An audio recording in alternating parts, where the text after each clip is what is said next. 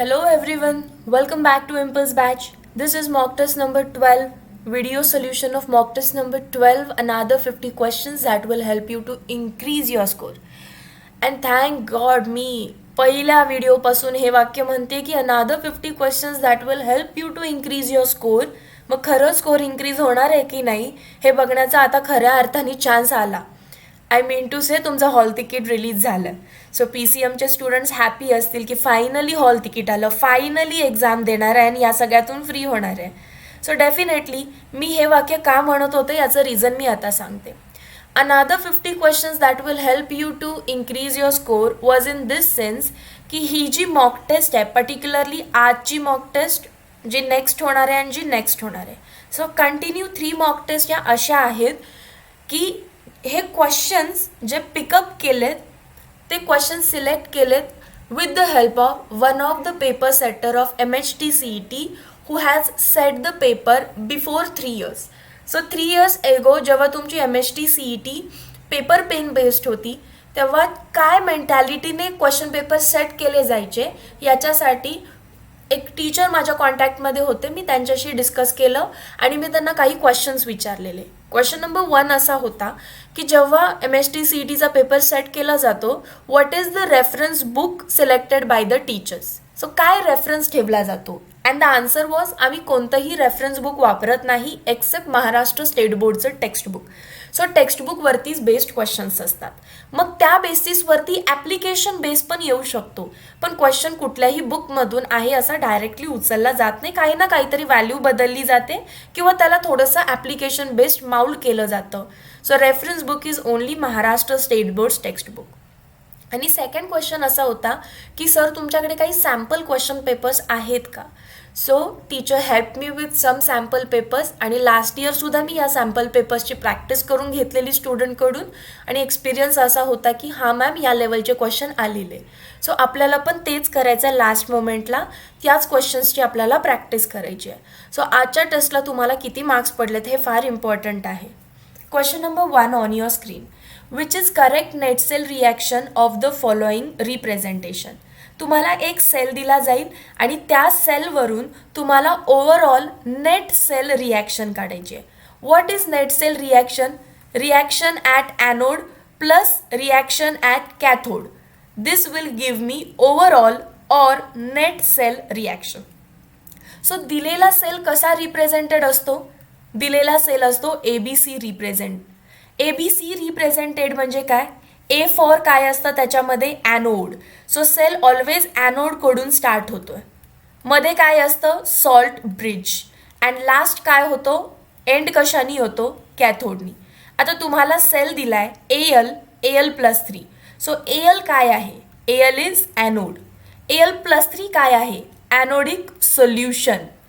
O2 OH- platinum. Platinum काय आहे cathode end होतो कॅथोडनी, पण हा कॅथोड इनर्ट आहे. प्लॅटिनम एक इनर्ट इलेक्ट्रोड आहे, रिॲक्शनमध्ये भाग घेत नाही.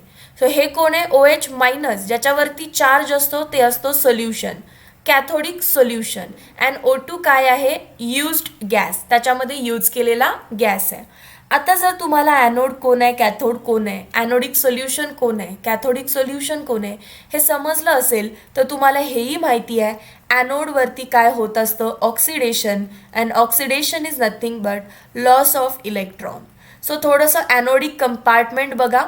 इलेक्ट्रॉन कोण लूज करू शकतं.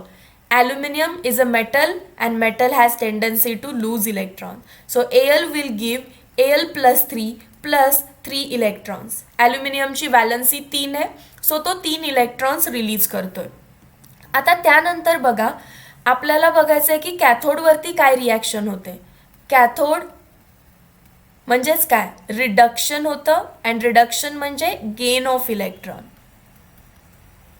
इलेक्ट्रॉन गेन कोण करेल प्लॅटिनम करेल का नाही. प्लॅटिनम नाही करणार, तो इनर्ट आहे, will not take part in a reaction. मग OH- करेल का नाही. ज्याच्यावर स्वतःवर निगेटिव्ह चार्ज आहे तो अजून निगेटिव्ह चार्ज कसा घेईल बरं नाही. मग कोण राहिलं O2. तर O2 इलेक्ट्रॉन घेणार आहे. आता मला नाही माहिती तो किती इलेक्ट्रॉन्स घेतोय.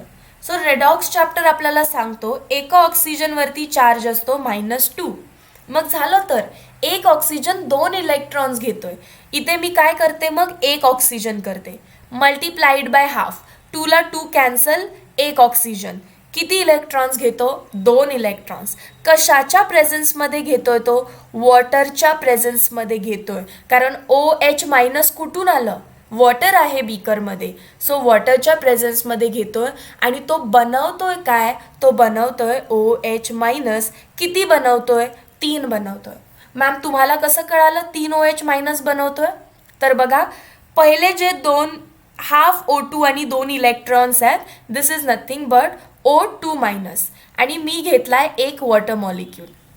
ओके, वॉटर मॉलिक्यूल कसा डिसोसिएट होत असतो, H प्लस आणि OH minus.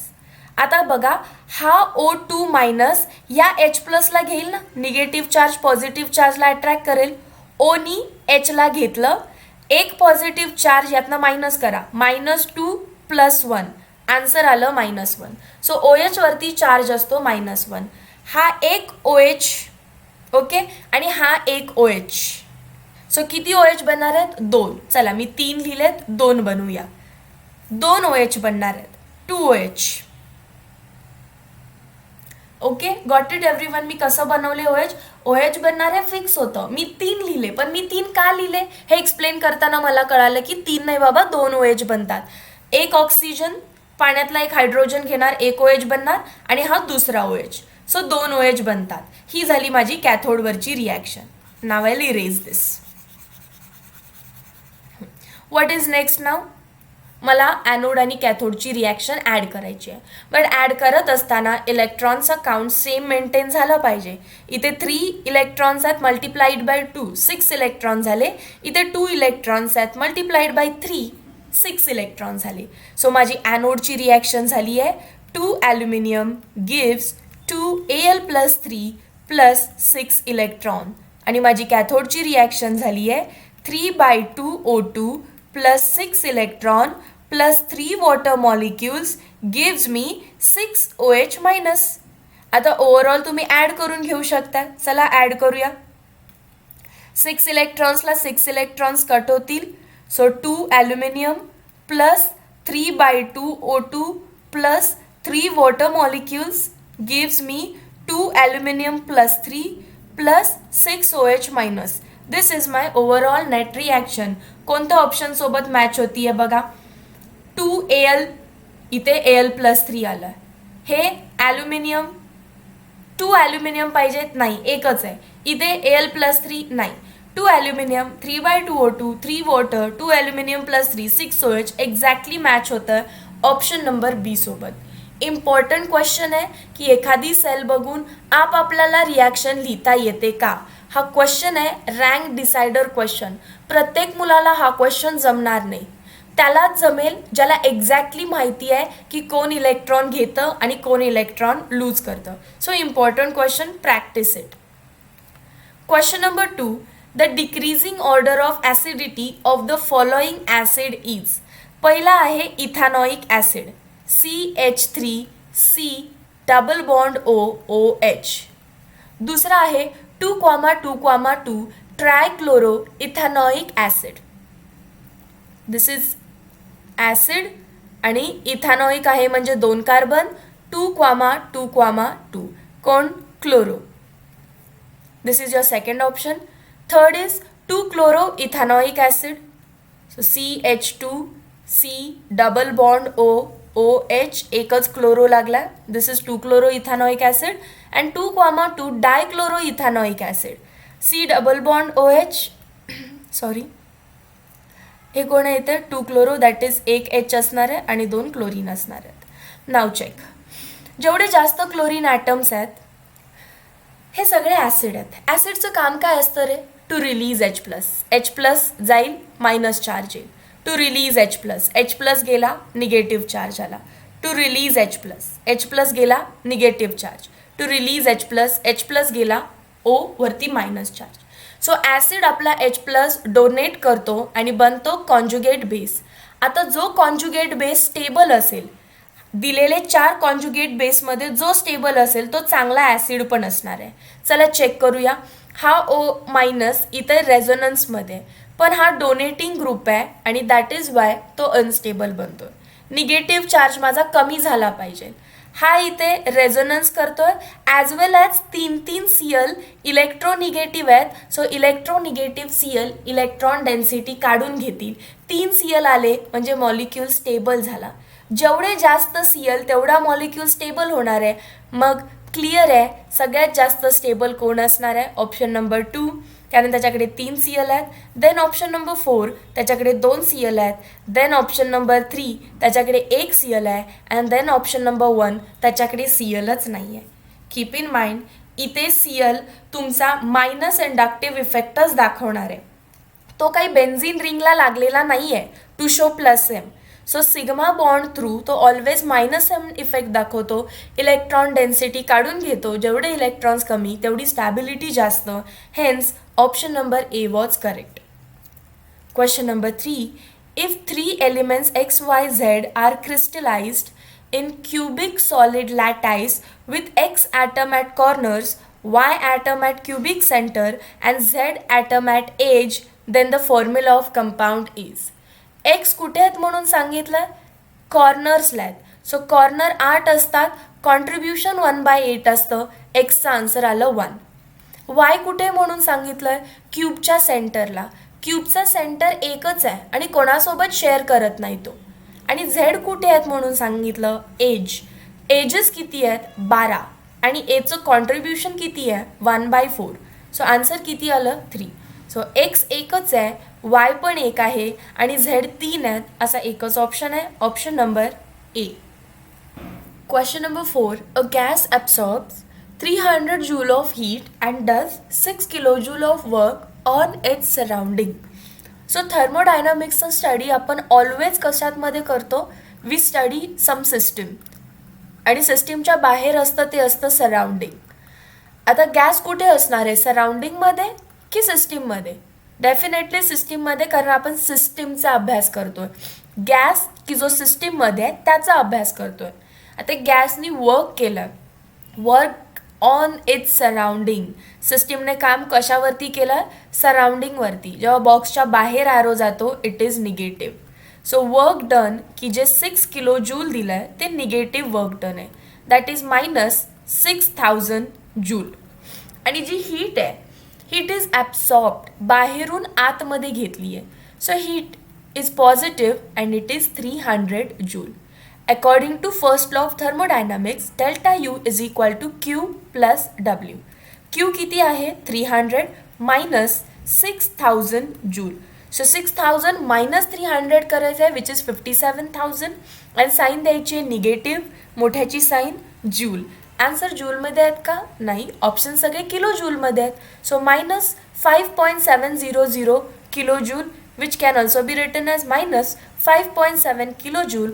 Option number B was the correct one. Question number 15. या क्वेश्चनला मी मुद्दामून एक हिंटवाला, एक तुम्हाला मेमराईज व्हावा हा क्वेश्चन म्हणून एक खाली गुगलवरून इमेज घेतली आहे मी. Which of the following does not give primary amine on reduction? Option number 1 RnO2. याचं जर रिडक्शन करायचं ठरवलं तुम्ही, याचा अर्थ तुम्ही रिड्युसिंग एजंट काय वापरू शकता? रॅनिनिकेल. रॅनिनिकेल काय करत असतं? Hydrogenation in presence of catalyst. So hydrogen आत जाणार, ऑक्सिजन बाहेर येणार. RnH2. बाकी बाय प्रॉडक्ट काय बनतो? No need to write it. But nitro primary amines देतात का? येस, ते देतात. ऑप्शन नंबर D बघूया आता, जे तुम्हाला माहिती आहे. सायनाइड. सायनाइडवरती सुद्धा मी काय टाकू शकते? Reducing agent. मग तुम्ही लिथियम ॲल्युमिनियम हायड्राईड टाकला तरी चालेल, रॅनिनिकेल टाकला तरी चालेल, platinum palladium in presence of H2 टाकला तरी चालेल. काय होणार आहे? डबल बॉन्ड रिड्यूस होत असतात. एक बॉन्ड तुटणार, त्याच्या अक्रॉस 2 हायड्रोजन. दुसरा बॉन्ड तुटणार, त्याच्या अक्रॉस 2 हायड्रोजन. सो दोन्ही बॉन्ड तुटले म्हणजे 2 हायड्रोजन इकडे ॲड होणार, 2 हायड्रोजन इकडे ॲड होणार. This is also primary amine. So option number D पण करेक्ट आहे. आता ऑप्शन नंबर Cला तुम्हाला असं वाटतं की युजली तुम्ही हे पाहिलेलं नाही आहे, बट असं काही नाही आहे. कार्बनवरती 2 R ग्रुप आहेत and double bond HOH. This is called as oxime. जेव्हा कार्बन आणि नायट्रोजन एकमेकांसोबत बॉन्डेड आहेत via double bond, it is called as oxime. And ऑक्झाईमवरती कोण टाकलंय? Lithium aluminium hydride, which is a hydride donor, that is hydrogen donor. आणि तुम्हाला रिॲक्शनची mechanism आठवायची काही एक गरज नाही आहे, फक्त माहिती असू दे ऑक्झाईमवरती रिड्युसिंग एजंटसुद्धा आपल्याला प्रायमरी अमाइन्स देतात. RCR सिंगल बॉन्ड होणार आहे and hydrogen across nitrogen add होतात.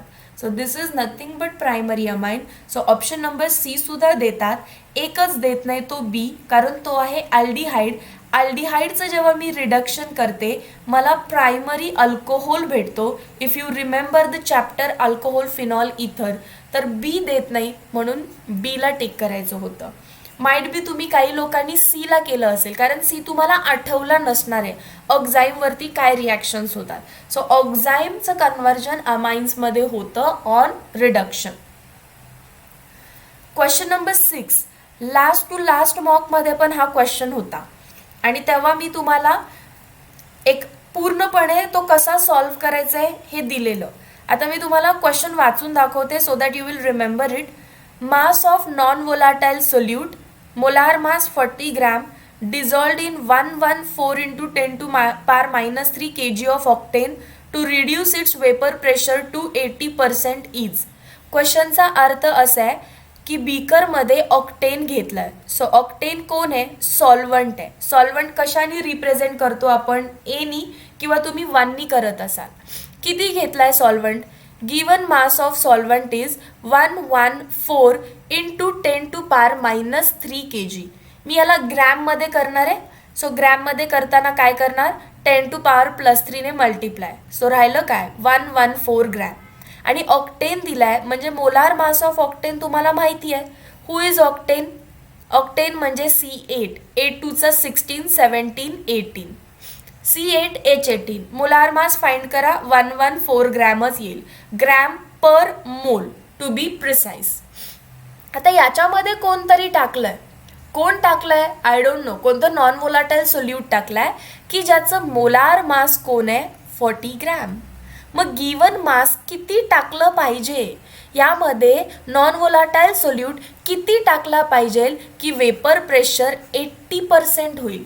म्हणजे आपण इनिशियली ऑक्टेन होता प्युअर ऑक्टेन, त्याचं वेपर प्रेशर 100 मानू आणि आता काहीतरी टाकल्यानंतर त्याचं प्रेशर झालं आहे 80. It's vapour pressure is reduce to 80. 80पर्यंत आलं आहे. रिड्यूस्ड बाय 80 म्हणजे 80नं रिड्यूस झालं म्हणजे उरलं 20, पण 280 म्हणजे 80पर्यंत आलं. आता तुम्हाला माहिती आहे relative lowering in vapour pressure is equal to mole fraction of B. याला दोन फॉर्म्युलेज, दोन वेजमध्ये तुम्ही काढू शकता.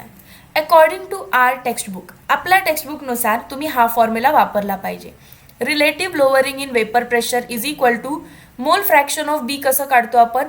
Number of moles of A plus number of moles of B upon number of moles of A plus number of moles of B.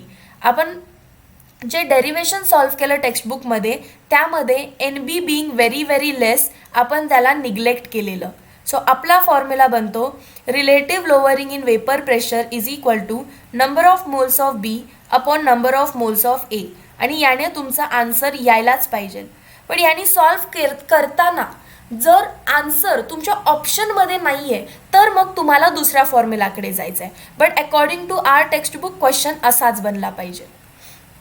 Okay, आता बघा relative lowering in vapour pressure is equal to number of moles of B upon number of moles of A plus B. Sometimes ते n बीला neglect करत नाही आणि N बीला calculate करून जर तुम्ही RLVP काढत असाल तर मग हा फुल फॉर्म्युला. सो दोन केसेस आहेत, N B can be neglected or cannot be neglected. Last to last मॉकमध्ये मी कॅनॉट बी निग्लेक्टेडनी याचंच आन्सर तुम्हाला 10 ग्रॅम फाइंड आउट करून दाखवलेलं. If you have solved it, त्याचं आन्सर 10 ग्रॅम आलेलं. सो तेच आहे की तुम्ही आधी सॉल्व्ह करा कोणत्या टेक्स्टबुकमधल्या फॉर्म्युलानी आणि आन्सर जर तुमचं याच्यामध्ये दिसत असेल तर वेल अँड गुड टिक करा. आन्सर दिसत नसेल तर एन बीला निग्लेक्ट न करता एकदा तुम्ही सॉल्व्ह करा. हे सगळे क्वेश्चन रँक डिसाइडिंग क्वेश्चन्स आहेत. मोस्ट ऑफ द टाइम हा क्वेश्चन आल्यानंतर तुम्ही टेक्स्टबुक मेथडनीच जात आहे, that is by neglecting N B. Okay, so आता मी रफ करते. ही साईड इरेज करते and let us solve this. Okay, check करा. Relative lowering in vapour pressure कसं फाइंड करतो आपण? Initial pressure minus changed upon initial. Initial is 100, change कुठेपर्यंत झाला आहे? 80 पर्यंत. इनिशियल किती आहे? 100. So this is nothing but 20 divided by 100. 0ला 0 कट, 0.2. So relative lowering in vapour pressure is 0.2 upon number of moles of B किती आहेत? इथे given mass X upon molar mass किती आहे? 40 इंटू खाली काय आहे बघा? Number of moles of A. इथे पण म्हणू शकते, म्हणजे that is whole divide. Multiplication is inverse division. So ठीक आहे, डिवाइड बाय करू आपण. N A. एन ए किती आहे? Number of moles of A. Given mass 114, molar mass 114. So this is 1. So that is x is equal to 0.2 into 40. सो किती आला answer? 4 2 8. Actually this is point. So 8.0. What is it? Gram. So 8 आन्सरमध्ये आहे का? आहे. तर मग तुम्ही त्याला टिक करा बिंदास, विचार न करता. पण जर आता असं झालं की माझा आन्सर 8 आलं ना, ऑप्शनमध्ये 8 नाहीयेच कुठे, याचा अर्थ त्यांनी एनबीला निग्लेक्ट केलेलं नाहीये. सो एकदा क्रॉस चेक करून बघायचं तसं आन्सर येतं का. डेफिनेटली या ना, त्या फॉर्म्युलाने तुमचं आन्सर येतं. एक आहे की इथे तुमचा टाइम वेस्ट करायचा प्रयत्न केलाय त्यांनी फक्त. सो ते पण पेपर सेटर आहेत, त्यांनी पण दिमाग लावला असणार. त्यांना सुद्धा 1 ते 2 टॉपर हवेत, सगळे टॉपर नको आहेत. सो ते थोडासा तुमचा टाइम वेस्ट करायचा प्रयत्न करतील, but we should be ready for that. पहिला सॉल्व्ह करायचं टेक्स्टबुक मेथड, नाही आलं तर without neglecting. Question number 7. In the electrolysis of aqueous sodium chloride, which is correct reaction at cathode? आता बघा, वर्ड जिथे ॲक्वियस आला, मला तिथे समजलं की माझ्या बीकरमध्ये 2 इलेक्ट्रोड्स असणार आहेत, ॲनोड आणि एक कॅथोड. आणि खाली फक्त NaCl नाही, Na+ आणि Cl- तेव्हा असतं जेव्हा माझी केस मोल्टनची असते. आता माझी केस मोल्टन नाही आहे, केस ॲक्वियस आहे. ॲक्वियस म्हणजे बीकरमध्ये पाणी पण आहे, बीकरमध्ये वॉटर पण आहे, H2O. And that is Y माझ्या कॅथोडकडे, कॅथोड इज निगेटिव्हली चार्ज, माझ्या कॅथोडकडे फक्त Na+च नाही, वॉटरसुद्धा जाऊ शकतो. कारण वॉटरमध्ये H+ आहे आणि H+ला सुद्धा इलेक्ट्रॉनची गरज आहे. सो इथे 2 रिॲक्शन्स होत असतात. एक तर रिॲक्शन आहे Na+ will gain 1 electron from cathode and form Na solid. किंवा दुसरी रिॲक्शन असते, एक वॉटर मॉलिक्यूल 1 इलेक्ट्रॉन घेतो आणि तो काय बनवणार आहे बघा. ही रिॲक्शन मी 1 शॉटमध्ये एक्सप्लेन केली आहे. HOH. बॉन्ड ब्रेकिंग कसं होत असतं या फॉर्मॅटमध्ये. सो H+ आणि OH- हे डिसोसिएशन होतं. आता 1 इलेक्ट्रॉन कोण घेईल? H+ घेईल की OH- घेईल? डेफिनेटली OH- वर आधीच निगेटिव्ह चार्ज आहे, तो इलेक्ट्रॉन घेणार नाही, तर H+ इलेक्ट्रॉन घेईल. सो H+नी 1 इलेक्ट्रॉन घेतला तर तो H बनेल. बट H हा नॅचरल फॉर्म आहे का हायड्रोजनचा? नाही. याचा अर्थ काय? अजून एक HOH येणार आहे, अजून एक वॉटर मॉलिक्यूल येणार आहे, तो सुद्धा असा डिसोसिएट होणार, H+ OH-, तोही 1 इलेक्ट्रॉन घेणार. सो लिहू कसं शकते मी? 2 वॉटर मॉलिक्युल्स 2 इलेक्ट्रॉन्स घेत आहेत. याच्यातून पण काय तयार होईल? H+नी 1 इलेक्ट्रॉन घेतला, दुसरा H तयार झाला. हा H अँड हा H togetherly forms H2 gas आणि then I get H2 gas. Plus काय उरलं अजून? हा एक OH- आणि हा एक OH-, that is 2 OH-. So equation मला लिहायला शिकवली किंवा लिहायला सांगितली तरी मी लिहू शकते. आता 2 रिॲक्शन्स बनत आहेत. पहिला ऑप्शन ॲज वेल ॲज हा. फर्स्ट ऑप्शन बघा त्यांनी काय लिहिलंय, Na 1 इलेक्ट्रॉन घेतो. मेटल कधीही इलेक्ट्रॉन घेत नाही, मेटल कॅटायन घेत असतो. सो ऑप्शन नंबर ए रॉंग आहे. Clचा तर काही संबंधच नाही आहे. वॉटर जात आहे, ऑक्सिजन नाही. सो एकच ऑप्शन करेक्ट आहे, option number C.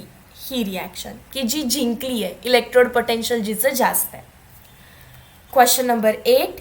In decomposition of ozone into oxygen what happens? Ozone म्हणजे O3, तो ऑक्सिजनमध्ये डिकम्पोज होणार आहे. Let us balance the equation. 2 ओझोनचे मॉलिक्युल्स 3 O2च्या मॉलिक्युल्समध्ये डिकम्पोज होतात. आता ही रिॲक्शन स्पॉन्टॅनियस आहे because ozone is not stable, so तो ऑक्सिजनमध्ये डिकम्पोज होत राहतो. आता late me just remind you की most of the spontaneous processes या एक्झोथर्मिक असतात अँड एक्झोथर्मिक असल्यामुळे एन्थाल्पी त्याची निगेटिव्ह पाहिजे. पहिल्यामध्ये ते पॉझिटिव्ह म्हणतायत विच इज रॉंग. त्याच्यानंतर 2 गॅसचे मॉलिक्युल्स 3 गॅसच्या मॉलिक्युल्समध्ये झालेत. 2 गॅसचे मॉलिक्युल्स 3 गॅसच्या मॉलिक्युल्समध्ये कन्वर्ट झालेत म्हणजे एन्ट्रॉपी वाढली आहे, एन्ट्रॉपी पॉझिटिव्ह आहे. ते म्हणतायत एन्ट्रॉपी चेंज निगेटिव्ह. हा सुद्धा ऑप्शन रॉंग आहे. आणि स्पॉन्टॅनियस प्रोसेससाठी enthalpy delta G that is free एनर्जीची व्हॅल्यू निगेटिव्ह असते. इथं ते पॉझिटिव्ह म्हणतायत, सो हा पण ऑप्शन रॉंग आहे. Delta G is negative. एकच ऑप्शन करेक्ट होता. Question number 9. 10 ml of 0.1 molar HCl is mixed with 10 ml of 0.1 molar H2SO4, then concentration of H plus of resulting mixture is. आता बघा, हा class 11चा basic question आहे. तुम्ही एक acid घेतलाय HCl. किती घेतलाय? 0.1 मोलार. व्हॉल्यूम किती घेतलाय त्याचा? 10 ml. आणि त्याला मिक्स केलाय तुम्ही H2SO4 सोबत. याचं पण कॉन्सन्ट्रेशन आहे 0.1 मोलार. याचाही व्हॉल्यूम आहे 10 ml. आता हे मिक्स केल्यानंतर जेव्हा तुम्ही एका बीकरमध्ये टाकलाय, डेफिनेटली 2 ॲसिड्स आहेत, काहीतरी केमिकल रिॲक्शन तर झालीच असणार आहे. आणि आफ्टर दॅट केमिकल रिॲक्शन तुमचं H प्लसचं कॉन्सन्ट्रेशन किती असणार आहे असं ते विचारतात. So let us check. तुम्हाला हे रिलेशन तर माहितीच आहे. मिक्स होण्याच्या आधी HClला आपण 1 म्हणू, M1V1 प्लस कोण मिक्स केलं आहे त्याच्यामध्ये H2SO4 त्याला 2 मानू आपण, M2V2 is equal to M total V total. Can I do this? Exactly. Now check करा. M1 किती आहे? मोलॅरिटी 0.1. व्हॉल्यूम किती आहे? 10 ml. Plus molarity at 2. मला कोणाचं कॉन्सन्ट्रेशन काढायचं आहे? H प्लसचं. परत मोलॅरिटी 0.1 लिहू नका, कारण एक H2SO4 2 H प्लस आयन्स देतोय, 2 H plus ions. That means 0.1 molar H2SO4 मला 0.2 मोलार H प्लस देणार आहेत. सो H प्लसचं कॉन्सन्ट्रेशन 0.2 आहे आणि व्हॉल्यूम त्याचा 10 ml आहे. सो हे मी जेव्हा सॉल्व्ह करेन 10 ml कॉमन आलं बाहेर आणि आतमध्ये काय राहिलं? 0.1 plus 0.2 that is nothing but 10 ml into 0.3. किती येणार आहे आन्सर माझं? 3. आता हे आहे तुमच्या मिक्सचरचं MV म्हणते. M टोटल V टोटल किती आलं तुमचा? 3. पण मला काय काढायचं? मोलॅरिटी काढायची आहे, दॅट इज कॉन्सन्ट्रेशन काढायचं आहे. मग व्हॉल्यूमला तिकडे डिवाइड करा. किती आहे व्हॉल्यूम दोघांचा मिक्स केल्यानंतर? 10 ml प्लस 10 ml. मिक्सचरचा व्हॉल्यूम किती असणार आहे? 20. So M is equal to 0.15 molar. Option number C. लक्षात आलं?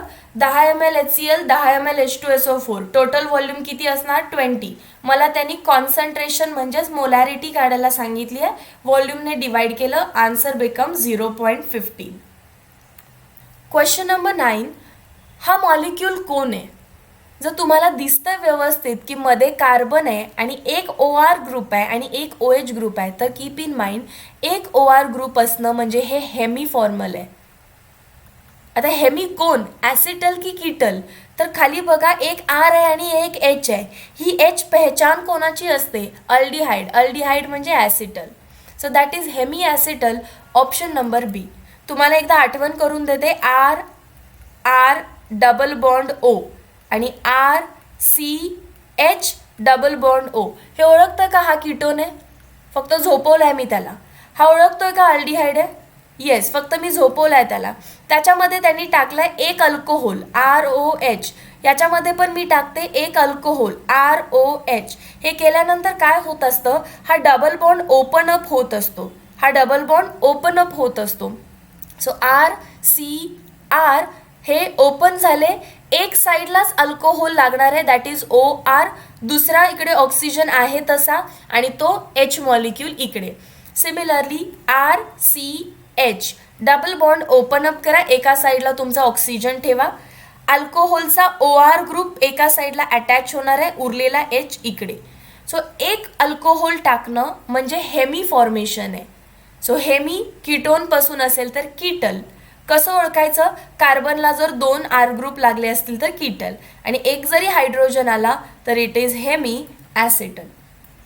सो हा कोण होता? Hemi acetal. आणि अजून एक जर अल्कोहोलचा मॉलिक्यूल तुम्ही टाकला ROH, ROH, तर काय होणार आहे बघा, हा जो तुमचा काय असेल तो H आहे, it will be replaced by your R group. कारण अल्कोहोल कसा डिसोसिएट होतो? H प्लस OR मायनस असाही होऊ शकतो, and R plus OH minus असाही होऊ शकतो. So H plus will be replaced by R, and तुमचं स्ट्रक्चर असं दिसेल. वरती OR आहे आणि इथे सुद्धा OR आहे. 2 OR आले म्हणजे कम्प्लीट झालं. कम्प्लीट म्हणजे हेमी वर्ड फक्त काढा, इट बिकम्स कीटल. इथे सुद्धा RCHOR आणि हा पण आहे OR. सो मगाशी एक होता म्हणजे इट वॉज हेमी, आता दोन्ही झालेत म्हणजे कम्प्लीट. कम्प्लीट म्हणजे हेमी वर्ड काढून टाका, it becomes acetal. Okay students, then question number 11 on your screen. Anionic complex is. Complex म्हणजे स्क्वेअर ब्रॅकेटच्या आतमध्ये जे आहे ते, आणि कॉम्प्लेक्सवर निगेटिव्ह चार्ज असणं म्हणजे ॲनायनिक कॉम्प्लेक्स असणं. आता इथे काउंटर आयन आहे क्लोरीन. क्लोरीनवरती असतो -1 चार्ज, 3 क्लोरीनवरती झाला -3 चार्ज. सो कॉम्प्लेक्सवरती चार्ज झाला +3, प्लस चार्ज असणं म्हणजे कॅटायनिक कॉम्प्लेक्स आहे. काउंटर आयनच नाही आहे. काउंटर आयन नाही आहे म्हणजे कॉम्प्लेक्सवर 0 चार्ज आहे, तो बनला न्यूट्रल. इथे सुद्धा काउंटर आयन ना पुढे कोण आहे ना मागे कोण आहे, सो तो न्यूट्रल आहे. आणि मला विचारलंय ॲनायनिक कोण आहे. सो पुढे पोटॅशियम दिसतोय, एका पोटॅशियमवरती चार्ज असतो +1, सो 2 पोटॅशियमवरती चार्ज झाला +2, आणि कॉम्प्लेक्सवरती चार्ज झाला मायनस. कॉम्प्लेक्सवर मायनस चार्ज असणाऱ्यालाच आपण ॲनायनिक कॉम्प्लेक्स म्हणतो. Hence option number C was correct. Question number 12. Which of the following is not transuranic element. Transuranic कोण नाही आहे? फर्स्ट ऑफ ऑल ट्रान्सयुरॅनिक कोण आहेत? Elements having atomic number greater than 92 are called as transuranic. So 94, it is transuranic. 93, it is transuranic. 98, it is transuranic. 91, not transuranic. So option number B ला tick करायचं होतं. Question number 13. 50 ml of ethylene. Ethylene is nothing but ethene. 50 ml of ethylene plus 50 ml of HCl. HCl पण किती घेतलाय? 50 ml. And they are allowed to react at 3 atmosphere pressure.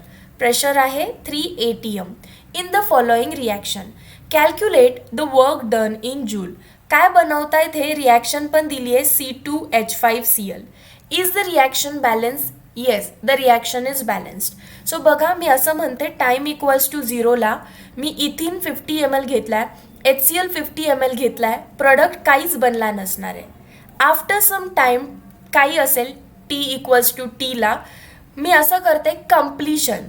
T completion माझी reaction complete झाली आहे total, तर reactant काहीच नाही उरणार, हे सुद्धा काहीच नाही उरणार, आणि बनेल किती? 50 ml ऑफ C2H5Cl. कोणीही 100 ml लिहायचं नाही. तुम्हाला माहिती आहे जेवढा रिॲक्टंट संपतो तितकाच प्रोडक्ट बनत असतो. तो 50 ml रिॲक्टंट संपलाय तर 50 ml प्रोडक्ट बनणार आहे.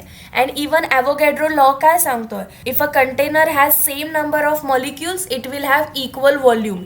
जर 1 मोल CH2 घेतलाय त्याचा 50 ml आहे, तर 1 मोल HCl घेतला तर त्याचा पण व्हॉल्यूम 50 ml, आणि 1 मोल इथाइल क्लोराईड बनला असेल तर त्याचा पण व्हॉल्यूम 50 mlच असणार आहे.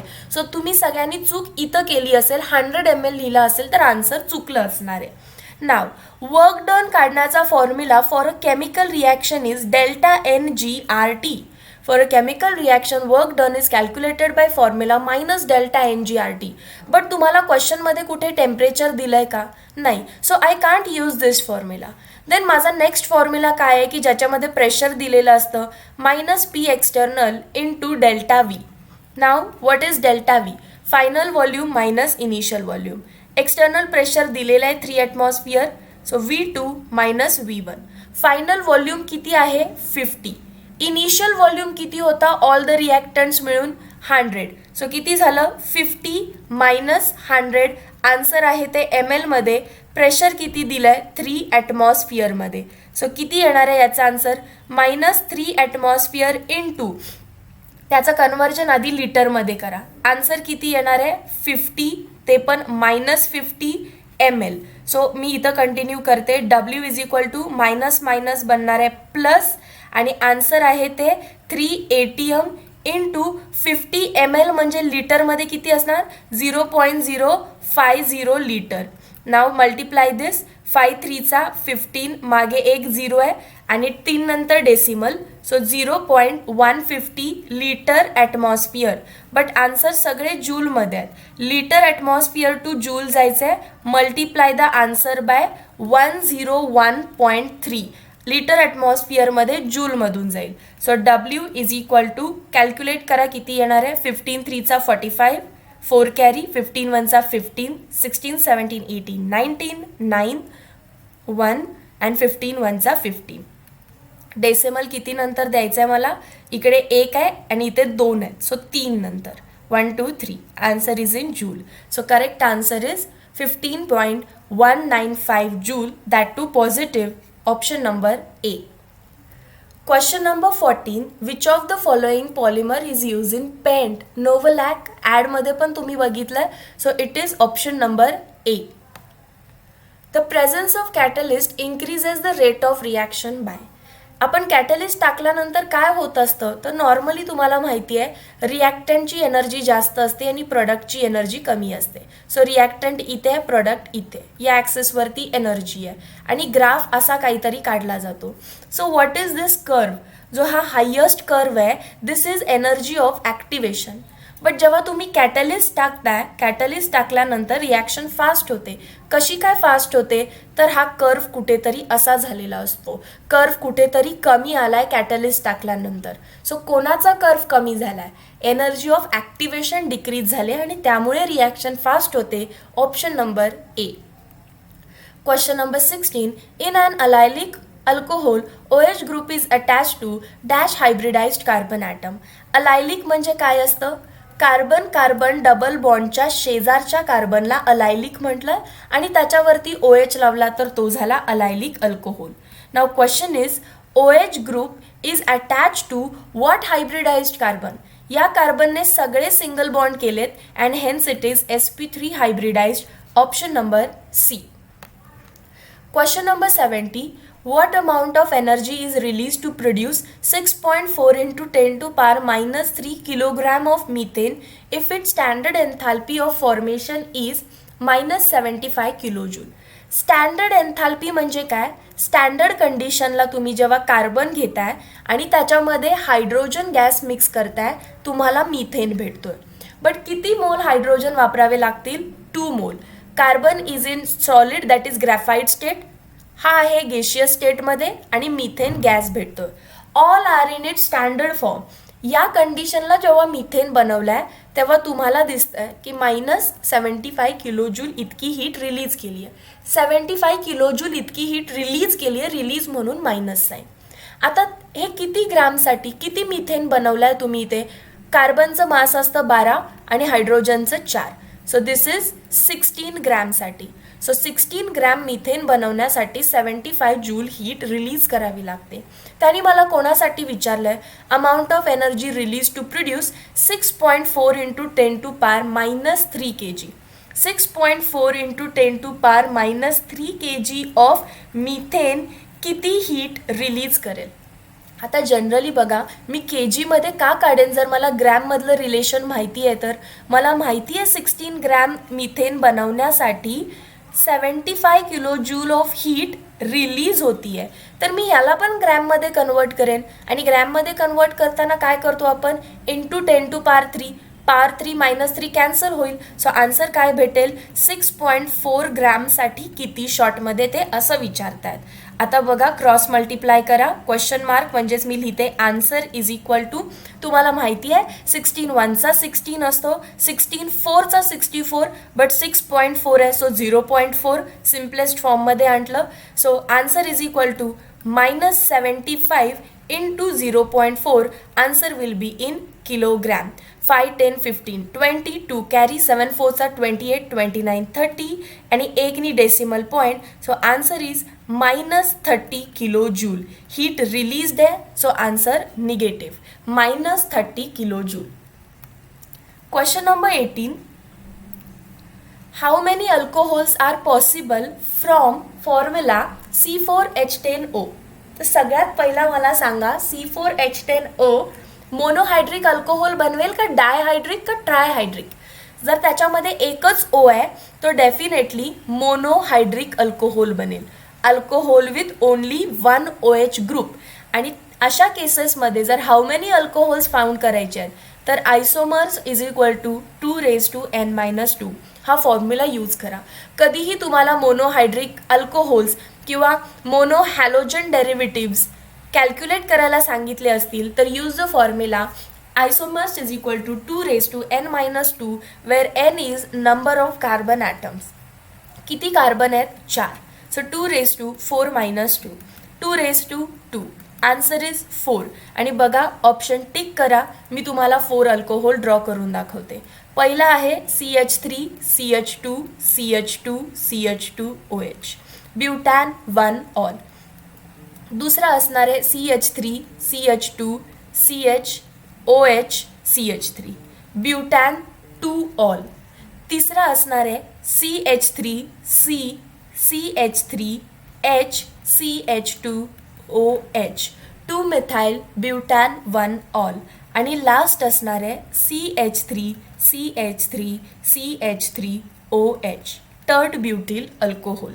So these are all 4 isomers in front of you. ते सगळे जर काढायचे नसतील तर use the formula, you will get the answer. Question number 19. The decomposition of acetaldehyde in reaction having order. Decomposition of acetaldehyde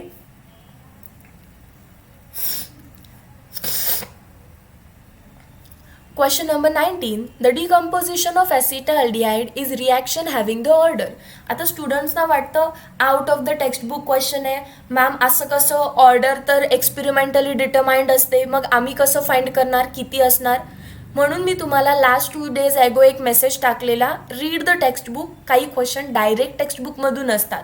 तुम्ही textbook उघडा, chemical kinetics हा screenshot तुमच्या टेक्स्टबुकमधला आहे. ऑर्डरचा जिथे पॅरेग्राफ आहे पॉईंट नंबर B आहे, the order can be integer or fraction. आणि त्यावेळी त्यांनी ॲसिटाल्डिहाइडची रिॲक्शन घेतली आहे. ॲसिटाल्डिहाइड डिकम्पोज होतो CH4NCO मध्ये आणि रेट एक्सपेरिमेंटली जरी डिसाइडेड असेल तरी तो एक्सपेरिमेंटली डिटरमाइंड रेट तुमच्या टेक्स्टबुकमध्ये दिला आहे. And it is 3/2.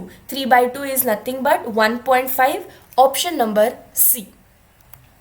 Question number 20. Which of the following acid is in the form of zwitterion? Question number 20. Which of the following acid is in the form of zwitterion? Zwitterion कोण बनवतं? Amino acids. Carbon एका साईडला असणार आहे carboxylic group, दुसऱ्या साईडला असणार आहे बेसिक अमायनो ग्रुप आणि इकडे एक हायड्रोजन कंपल्सरी आणि बाकीचा R ग्रुप बदलत असतो. And in this form we have 20 amino acids and one is newly formed selenocysteine. We have 21 amino acids. So what are amino acids? की ज्याच्यामध्ये ॲसिडिक ग्रुप पण आहे आणि बेसिक ग्रुप पण आहे. सो ॲसिडिक ग्रुप आणि बेसिक ग्रुप. बेस काय करतो? ॲसिडचा H+ स्वतःकडे ॲब्स्ट्रॅक्ट करतो. सो हा H+ इकडे खेचून घेईल अँड दॅट इज वाय काय तयार होईल? NH3 लोन पेर गेली, so positive charge. Carbon hydrogen आहे तसा, खालचा R ग्रुप आहे तसा, C डबल बॉन्ड O-. एकाच कंपाऊंडमध्ये निगेटिव्ह चार्ज आणि पॉझिटिव्ह चार्ज दिसत असेल तर it is called as zwitterion. So दुसरं तिसरं काही नाही, फक्त अमायनो ॲसिडच तुम्हाला zwitterionचं प्रोडक्शन देणार आहेत among ABCD. Option number C. Question number 21.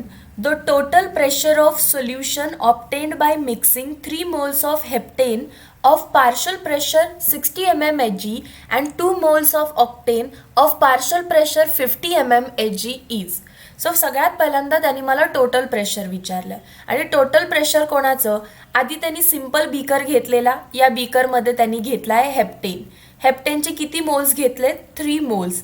आणि पार्शल प्रेशर, प्युअर नाही, त्यांनी पार्शल लिहिलंय. पार्शल म्हणजे मिक्स केल्यानंतर. सो याचं pure pressure of heptane I don't know किती आहे. त्यानंतर त्यांनी ऑक्टेन घेतला दुसऱ्या बीकरमध्ये. ऑक्टेनचे घेतले 2 मोल्स आणि प्युअर ऑक्टेनचं काय प्रेशर आहे आय डोंट नो, त्यांनी पार्शल प्रेशर म्हणतात. पार्शल प्रेशर म्हणजे काय? मी जेव्हा या दोघांना ॲड करेन, हेप्टेन पण असेल माझ्या बीकरमध्ये आणि ऑक्टेन पण असेल. आता जे ऑक्टेन आणि हेप्टेनचं प्रेशर असणार ते प्युअर नसणार, इम्प्युअरलाच मी काय म्हणते, partial pressure of heptane is 60 mmHg and partial pressure of octane is 50 mmHg. So what is total pressure?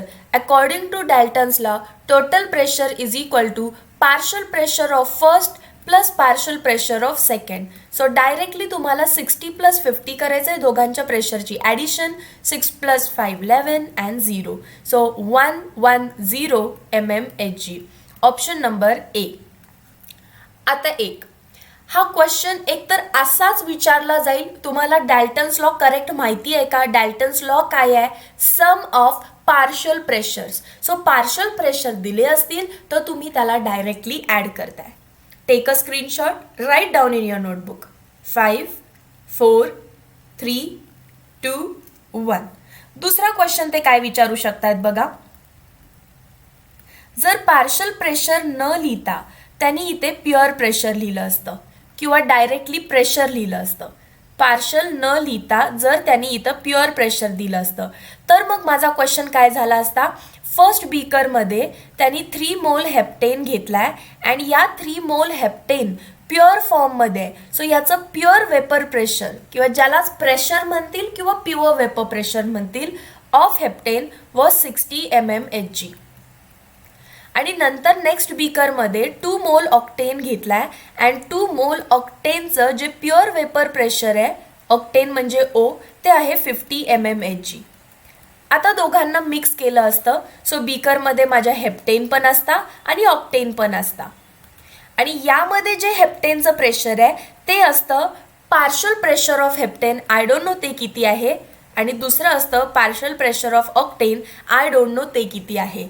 आणि डाल्टन्स लॉ काय सांगतो, जर तुम्हाला टोटल प्रेशर काढायचं आहे तर partial pressure plus partial pressure of octane, sum of partial pressure आहे ना प्युअर.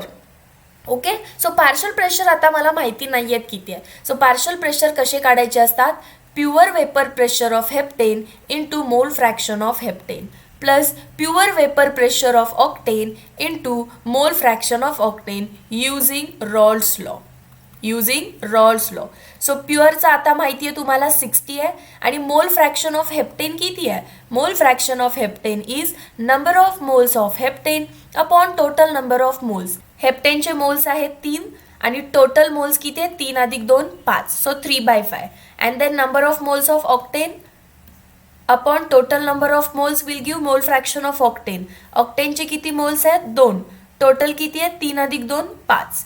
सो हेप्टेनचा mole fraction is 3/5 plus pure vapour pressure of octane is 50 into mole fraction of octane is 2/5. So ग्रीनने calculations करते. 5 1 चा 5, 5 2 चा 10, 12 into 3 36 plus 5 1 चा 5, 5 10 चा 50, 10 into 2 20. So answer is 56 mmHg. So जर क्वेश्चनमध्ये प्युअर प्रेशर असं दिलं असतं तर आपण 56ला टिक केलं असतं. पण क्वेश्चनमध्ये पार्शल दिलं आहे तर पार्शल प्रेशरचीच ॲडिशन करायची असते अँड हेन्स 110 mmHg आन्सर आहे. दोन्ही दाखवले. डाल्टन्स लॉ काय आहे? Summation of partial pressures. So तुम्ही व्यवस्थित बघा. पार्शल दिलं असेल डायरेक्टली ॲड करा, पण जर प्युअर दिलं असेल तर त्यातून आधी पार्शल काढावं लागतं आणि मग ॲडिशन करावी लागते. Question number 22. Among the lanthanoids which is radioactive, textbook read करायचा सिग्नल मी तुम्हाला ऑलरेडी दिलाय.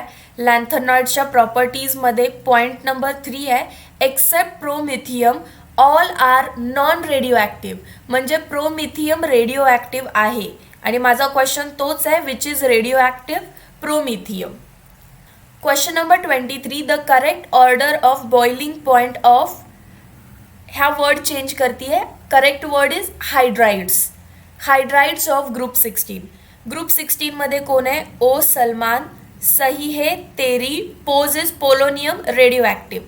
हायड्राइड म्हणजे reaction with hydrogen. So H2O, H2S, H2Se, H2T हे हायड्राइड्स आहेत.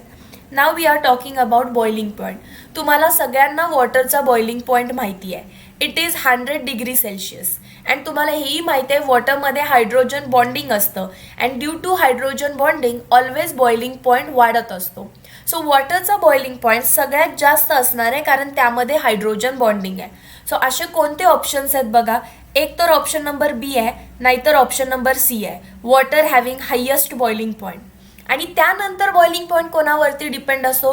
पहिला हायड्रोजन बॉन्डिंग आणि दुसरा वॅन्डीरवॉल फोर्स. सो वॅन्डीरवॉल फोर्स ज्याच्यामध्ये जास्त त्याचा बॉइलिंग पॉईंट सुद्धा जास्त. वॅन्डीरवॉल फोर्स कोणामध्ये जास्त असतो? ज्याच्यामध्ये मोर इलेक्ट्रॉन्स आहेत त्यामध्ये जास्त वॅन्डीरवॉल फोर्स असणार. मग इलेक्ट्रॉन ऑक्सिजनकडे, सल्फरकडे, सेलेनियमकडे जास्त की टेल्युरियमकडे? डेफिनेटली टेल्युरियमकडे. So as you go down number of electrons increases, hence Van der Waal force increases and hence boiling point increases. So water नंतर कोणाचा जास्त असणार आहे?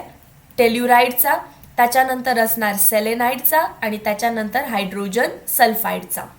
सो असा एकच ऑप्शन आहे, ऑप्शन नंबर बी. वॉटर एक्सेप्शनल केस आहे. वॉटरकडे इलेक्ट्रॉन्स कमी आहेत बट हायड्रोजन बॉन्डिंग बनवतो आणि हायड्रोजन बॉन्डिंग सगळ्यात स्ट्रॉंग फोर्स आहे.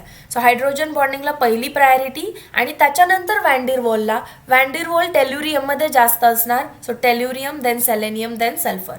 Option number B. Question number 24.